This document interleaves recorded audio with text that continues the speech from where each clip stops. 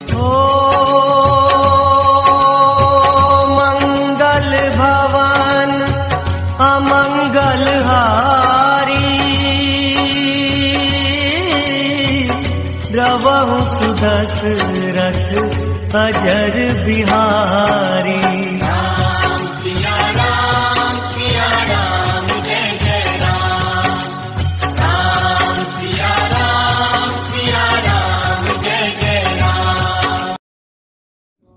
दरबार में यथोचित आसन पर गुरु वशिष्ठ, मंत्रीगण और दरबारीगण बैठे थे। अयोध्या नरेश ने गुरु वशिष्ठ से कहा, हे गुरुदेव, जीवन तो क्षणभंगुर है और मैं वृद्धावस्था की ओर अग्रसर होते जा रहा हूँ। राम, भरत, लक्ष्मण और शत्रुघ्न चारों ही राजकुमार अब वयस्क भी हो चुके हैं। मेरी इच्छा है कि इस शरीर को त्यागने के पहले राजकुमारों का विवाह देख लूं। अतः आपसे निवेदन है कि इन राजकुमारों के लिए योग्य कन्याओं की खोज करवाएं।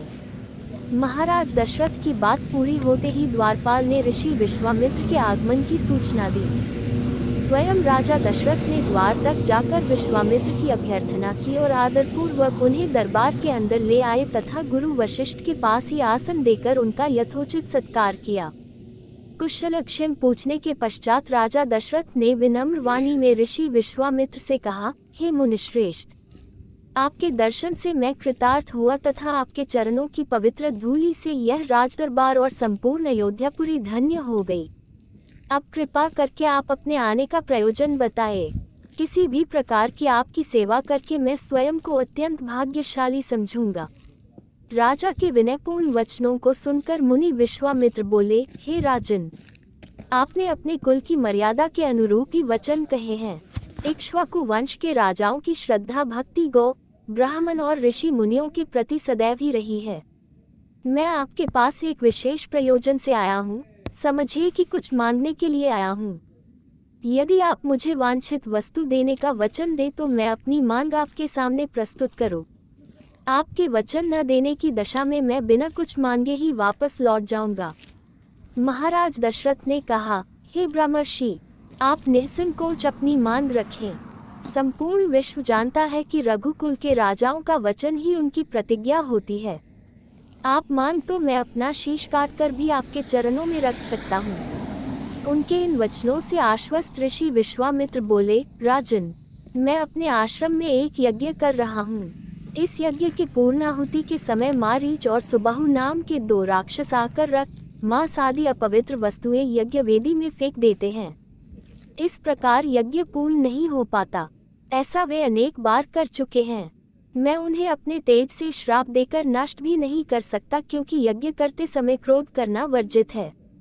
मैं जानता हूँ कि आप मर्यादा का पालन करने वाले ऋषि मुनियों के हितैषी एवं प्रजावत्सल राजा हैं। मैं आपसे आपके ज्येष्ठ पुत्र राम को मांगने के लिए आया हूँ, ताकि वह मेरे साथ जाकर राक्षसों से मेरे यज्ञ की रक्षा कर सके और मेरा यज्ञानुष्ठान निर्विघ्न पूरा हो सके। मुझे पता है कि राम आसानी के साथ उन दोनों का संहार कर सकते हैं। अतः केवल 10 दिनों के लिए राम को मुझे दे दीजिए। कार्य पूर्ण होते ही मैं उन्हें सकुशल आपके पास वापस पहुंचा दूंगा। विश्वामित्र की बात सुनकर राजा दशरथ को अत्यंत विषाद हुआ। ऐसा लगने लगा कि अभी वे मूर्छित हो जाएंगे। फिर स्वयं को संभाल कर उन्होंने कहा, मुनिव, राम अभी बालक है। राक्षसों का सामना करना उसके लिए संभव नहीं होगा।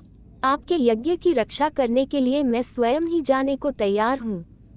विश्वामित्र बोले, राजन, आप तनिक भी संदेह न करें कि राम उनका सामना नहीं कर सकते। मैंने अपने योगबल से उनकी शक्तियों का अनुमान लगा लिया है। आप निश्चिंत होकर राम को मेरे साथ भेज दीजिए। इस पर राजा दशरथ ने उत्तर दिया, हे मुनिश्रेष्ठ, राम ने अभी तक किसी राक्षस के माया प्रपंचों को नहीं देखा है और उसे इस प्रकार के युद्ध का अनुभव भी नहीं है।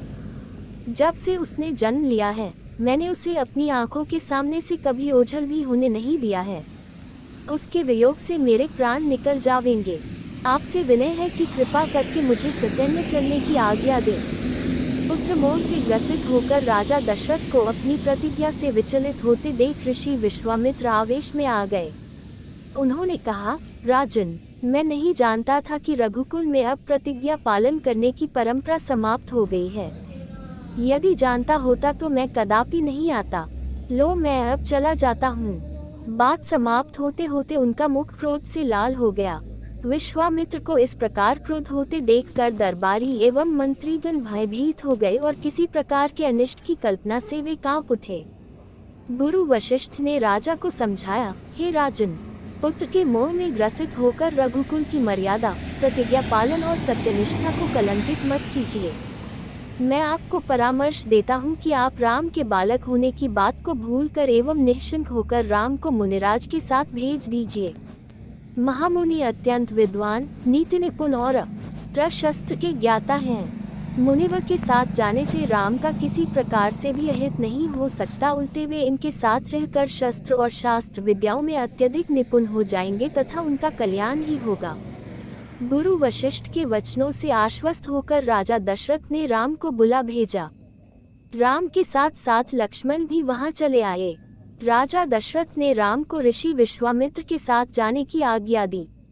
पिता की आज्ञा शिरोधार्य करके राम के मुनिवर के साथ जाने के लिए तैयार हो जाने पर लक्ष्मण ने भी ऋषि विश्वामित्र से साथ चलने के लिए प्रार्थना की और अपने पिता से भी राम के साथ जाने के लिए अनुमति मांगी। अनुमति मिल जाने पर राम और लक्ष्मण सभी गुरुजनों से आशीर्वाद लेकर ऋषि विश्वामित्र के साथ चल पड़े।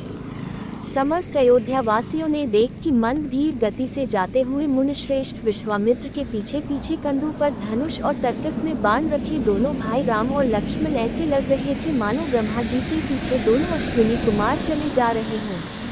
अद्भुत कांति से युक्त दोनों भाई गोल की त्वचा से बने दस्ताने पहने हुए थे। हाथों में धनुष और कटी में तीक्ष्ण धार वाली कृपाणें शोभायमान हो रही थी। ऐसा प्रतीत होता था मानो स्वयं शौर्य ही शरीर धारण करके चले जा रहे हों। लता वृक्षों के मध्य से होते हुए 6 कोस लंबा मार्ग पार करके वे पवित्र सरयू नदी के तट पर पहुँचे। मुनि विश्वामित्र ने स्नेहयुक्त मधुर वाणी में कहा, हे वत्स, अब तुम लोग सरयू के पवित्र जल से आचमन स्नान आदि करके अपनी थकान दूर कर लो, फिर मैं तुम्हें प्रशिक्षण दूंगा। सर्वप्रथम मैं तुम्हें बला और अतिबला नामक विद्याएं सिखाऊंगा। इन विद्याओं के विषय में राम के द्वारा जिज्ञासा प्रकट करने पर ऋषि विश्वामित्र ने बताया, ये दोनों ही विद्याएं असाधारण हैं। इन विद्याओं में पारंगत व्यक्तियों की गिनती संसार के श्रेष्ठ पुरुषों में होती है। विद्वानों ने इन्हें समस्त विद्याओं की जननी बताया है। इन विद्याओं को प्राप्त करके तुम भूख और प्यास पर विजय पा जाओगे। इन तेजों में विद्याओं की सृष्टि स्वयं ब्रह्मा जी ने की है। इन विद्याओं को पाने का अधिकारी समझकर मैं तुम्हें इन्हें प्रदान कर रहा हूँ। राम और लक्ष्मण के स्नान आदि से निवृत्त होने के पश्चात विश्वामित्र जी ने उन्हें इन विद्याओं की दीक्षा दी।